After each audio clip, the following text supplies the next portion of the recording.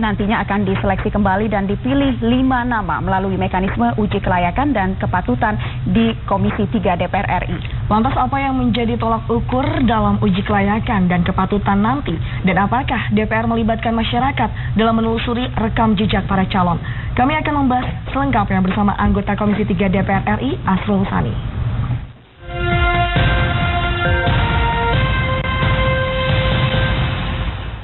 Ya, selamat pagi Pak Asrul. Selamat pagi, ya. Assalamualaikum warahmatullahi wabarakatuh. Ya, Pak Asrul, Pansel telah menyerahkan 8 nama capim KPK. Bagaimana Anda melihat 8 nama ini? Apakah memang sudah sesuai dengan kriteria sebagai pimpinan KPK ke depan? Ya, kalau saya lihat ya, ke-8 nama plus ditambah 2, kan dulu kami telah melakukan uji kelayakan dan kepatutan terhadap 2 calon, maka kemudian ada 10 ini nanti kami memilih 5. Nah, dari 10 nama yang ada ini, kami melihat bahwa nama-nama yang ada ini menjanjikan untuk KPK yang lebih baik ke depan. Ya, itu tentu masing-masing calon pasti ada plus minusnya masing-masing. Ya, dalam seleksi yang dilakukan Pansel calon pimpinan KPK dibagikan berdasarkan 4 bidang: pencegahan, penindakan, manajemen, dan supervisi monitoring.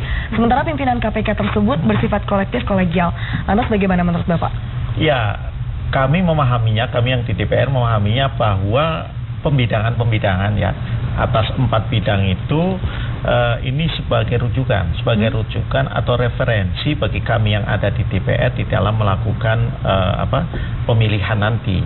Tetapi itu bukan sesuatu yang strict yang wajib kami ikuti, bahwa kami misalnya di bidang penindakan harus milih 1 di antara 2. Kemudian di bidang pencegahan harus milih 1 di antara 2, supervisi monitoring 1 di antara 2, manajemen organisasi 1 di antara 2. Saya kira kita tidak seperti itu. Jadi kalau nanti di dalam proses di DPR itu kan kita dari uji kepatutan dan kelayakan itu kan akan ketahuan ya bahwa di antara ke-10 keseluruhannya itu mana yang paling unggul ya, yang paling bagus poinnya. Nah, kami akan melihatnya dari 4 hal. Apa saja itu? Tentu yang pertama integritas. Dan ini hal yang tidak bisa ditawar ya. Kemudian yang kedua kompetensi. Kompetensi ini menyangkut penguasaan calon ya atas semua rezim perundang-undangan yang terkait dengan pemberantasan korupsi. Yang ketiga kapabilitas. Nah, kapabilitas ini menyangkut leadership si calon, termasuk yang tadi disebutkan kemampuannya untuk berteamwork, untuk berkolektif kolegial di dalam melaksanakan tugas-tugas dan fungsinya sebagai pimpinan KPK. Dan yang keempat saya kira yang akan menjadi perhatian juga dari teman-teman di DPR, karena belajar dari apa yang telah terjadi di KPK di masa-masa kemarin, itu adalah EQ, kematangan emosi, kematangan di dalam bersikap tindak, di dalam bertutur kata, di dalam berkomunikasi, terutama di ruang publik. Ya, 4 hal ini tidak akan lepas saya kira dari penilaian atau fokus penilaian yang akan dilakukan oleh DPR. Baik Pak Arsul, ini kan kita tahu bahwa lembaga antirasuah KPK ini kan memang fungsinya awalnya adalah sebagai pencegahan dan penindakan. Betul. Lantas kemudian 2 bidang dari manajemen dan supervisi monitoring ini seperti apa sih?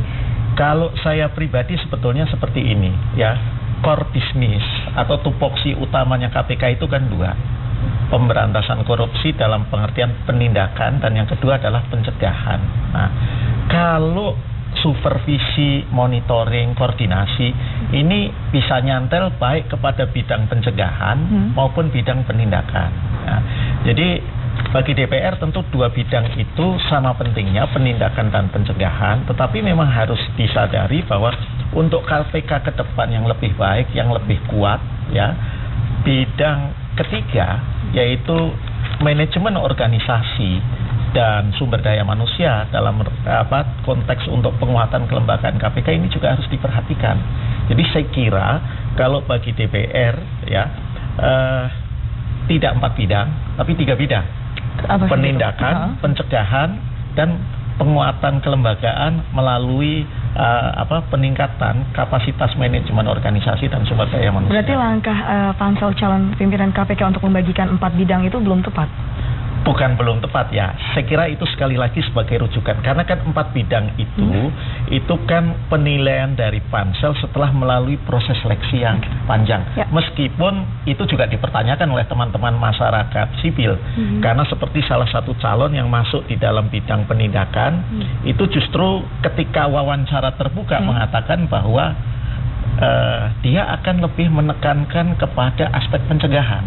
Nah, ini hal-hal yang tentu harus kami dalami dalam proses uji kelayakan dan kepatutan di DPR. Baik, Pak, DPR berencana memanggil pansel terkait dengan seleksi 8 nama calon ini. Nah, selain fit and proper test yang nanti akan dilakukan, ada kemungkinan hal apa lagi Pak yang akan dibahas nanti? Ya, saya kira begini, bukan memanggil, mengundang tepatnya seperti itu ya. Mengundang pansel, kenapa kok dan ini kebiasaan dari pansel-pansel yang lalu juga. Nah, tujuannya apa? Supaya ketika DPR itu melakukan proses uji kelayakan dan kepatutan, itu DPR memiliki bahan. Jadi yang ditanyakan oleh DPR dalam uji kelayakan dan kepatutan itu ada sambungannya dari proses seleksi yang telah dilakukan oleh pansel. Karena saya kira yang utama di samping menggali hal-hal yang lebih dalam, proses uji kelayakan dan kepatutan di DPR itu juga harus mendalami kembali atau menanyakan hal-hal yang belum sempat ditanyakan, belum sempat didalami di dalam proses seleksi di pansel, termasuk hal-hal yang kata teman-teman koalisi masyarakat sipil itu masih tercecer. Apa saja itu Pak? Ya, misalnya kan seperti ini, ada isu ya, salah satu calon itu LHKPM-nya tidak beres, punya katanya mobil mewah Nah, ini yang harus kami dalami. Nah, karena dalam konteks mendalami itulah maka DPR sangat terbuka juga untuk menerima masukan dan informasi masyarakat. Yang penting masukan dan informasinya tidak bersifat fitnah. Berarti DPR juga turut serta melibatkan masyarakat untuk menelusuri rekam jejak para calon. Betul.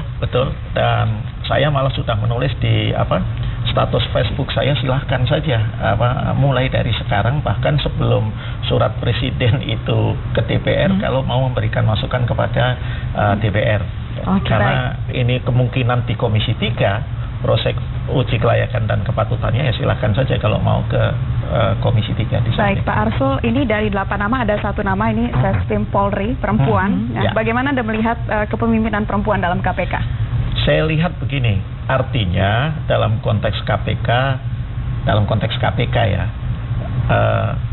gender itu bukan pertimbangan utama. Baik. Gender, asal usul institusi itu bukan pertimbangan utama. Pertimbangan utamanya tetap 4 hal yang tadi saya sampaikan, ya, integritas, kompetensi, kapabilitas, dan EQ-nya. Artinya tidak ada masalah ya Pak? Tidak ada masalah. Namun dari nama-nama tersebut ada beberapa nama juga yang jabatannya ini sebagai aparat negara. Bagaimana Anda melihat hal ini? Apakah nantinya tidak menimbulkan konflik kepentingan misalnya?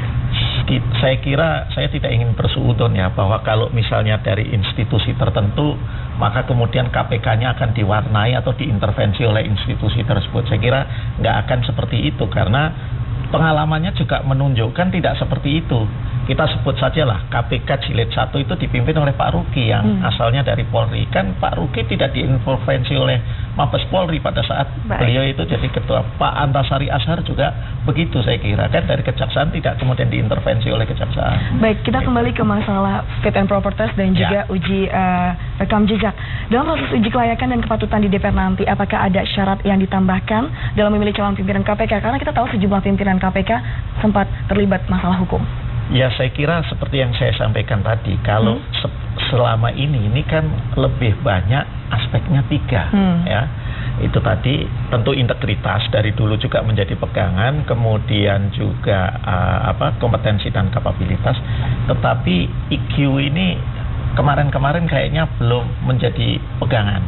Nah, ini akan menjadi pegangan. Kenapa? Karena kita berefleksi dari 3 jilid kepemimpinan yang ada di KPK, di mana jilid kedua dan jilid ketiga berakhir dengan menyedihkan lah, seperti itu. Nah, ini tentu kami juga harus menggali kenapa kok berakhir dengan menyedihkan. Sebetulnya bukan hanya kami, saya lihat pansel juga berusaha untuk menggali hal yang dalam pansel-pansel sebelumnya itu tidak atau kurang dilakukan. Antara lain misalnya permintaan rekam jejaknya kepada institusi penegak hukum yang dilakukan oleh Pansel itu bukan sekedar mendapatkan SKCK, surat keterangan catatan kepolisian, tapi dalam tanda kutip yang saya pahami itu seperti jaminan bahwa dengan catatan rekam jejak yang diberikan oleh Mabes Polri ketika jumlah capim pada saat itu masih 48, itu semacam jaminan bahwa untuk masa yang lalu itu tidak ada catatan apa-apa selain yang sudah diberikan di dalam catatan oleh kepolisian kepada Pansel pada saat itu. Ya, berarti Pak Arsul dengan 3 tadi poin cukup menambah syarat baru agar pimpinan KPK nantinya tidak terlibat hukum. Iya, karena tentu kami di DPR ingin agar pemberantasan korupsi itu tetap kuat, tetapi tidak perlu, kalau bahasanya Pak Luhut Panjaitan itu tidak perlu gaduh. Ikannya tertangkap, tapi airnya tidak harus keruh. Itu artinya poin. Nah, ini memerlukan kematangan emosi baik di dalam berkomunikasi di ruang publik maupun di dalam bersikap tindak. Baik, Pak Arsul, DPR juga dituntut untuk transparan nih dalam fit and proper test tadi, artinya tidak ada pleno tertutup. Nah, bagaimana Anda melihat hal ini dan menjelaskan apa alasan pimpinan KPK yang terpilih nantinya? Saya kira kalau pleno itu uji kelayakan dan kepatutannya kan itu pleno dan itu terbuka bisa diikuti Kemudian rapat tertutup. Saya kira yang dimaksudkan begini, DPR jangan melakukan deal-deal di belakang pintu lah backdoor itu kan yang dituntut oleh masyarakat seperti itu. Nah, saya kira itu memang pembicaraan itu nggak bisa dipungkiri, pasti ada pembicaraan setelah selesai rapat. Tetapi saya kira yang penting adalah bahwa kriteria yang dipergunakan oleh DPR di dalam menentukan pilihan yang 5 itu jelas. Memang saya tidak jujur kalau tidak mengatakan bahwa pilihan DPR itu tidak ada pertimbangan politisnya pasti itu ada, tetapi kan pertimbangan politis itu juga bukan menjadi hal yang paling dominan Kalau misalnya di dalam fit and proper test ada calon yang sangat jelek lah, sebut aja begitu di dalam penyampaian visi misinya, komitmennya, dan kemudian kita pilih, ya itu akan disorot masyarakat. Cuma persoalannya kan kadang-kadang yang diharapkan oleh kelompok tertentu dari masyarakat, sebut saja kelompok masyarakat sipil, itu si A, si B, si C, kemudian tidak DPR ternyata tidak si A, si B, si C, A, B, dan kemudian D, E, F. Nah, ini kan kadang-kadang kan dianggap bahwa inilah pertimbangan politik, padahal tidak selalu begitu. Dulu kan ketika milih misalnya Pak Antasari, semua orang kan keberatan sebetulnya kan. Tapi Pak Antasari kan kemudian juga membuktikan dengan menggebrak itu bahwa apa yang diragukan oleh masyarakat itu dia jawab dengan kerja pada saat itu. Baik Pak Arsul, singkat saja, apakah sejauh ini sudah ada masukan atau pendapat yang masuk ke DPR? Kan pasti masukan itu diberikan kepada masing-masing fraksi atau kepada anggota. Kalau itu ditanyakan kepada saya sudah. Saya beberapa kali sudah menerima masukan baik lewat WhatsApp gitu. Baik Pak Arsul Sani, terima kasih sudah hadir bersama kami. Semoga nantinya 5 pilihan ini benar-benar adalah mereka yang tepat dalam memimpin KPK di kedepannya. Terima kasih Pak Arsul Sani selaku dari anggota Komisi 3 DPR RI sudah bergabung bersama Indonesia Pagi dalam segmen wawancara.